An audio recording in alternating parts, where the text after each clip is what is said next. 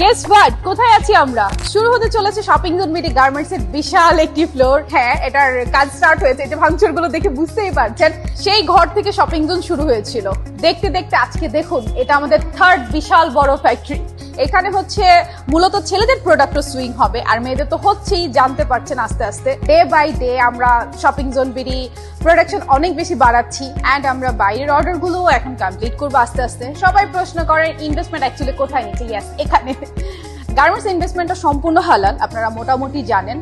চলে আসতে পারেন আমাদের অফিসে, আমি আমার প্রজেক্ট টোটালটা আপনাদেরকে বুঝিয়ে দিব, তাহলে আপনারা বুঝতে পারবেন।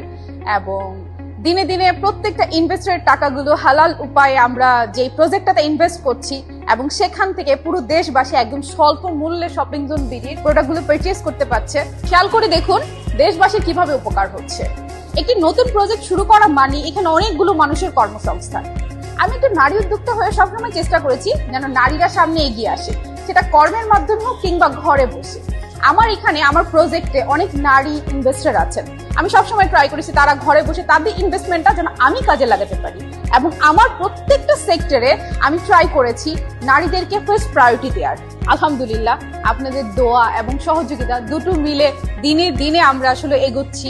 তো পুরো দেশবাসীর কাছে আমি আসলে দোয়া প্রার্থী, আর সাথে যারা ইনভেস্টমেন্টের সাথে সম্পৃক্ত আছেন তাদের কাছে আমি স্পেশালি কৃতজ্ঞ।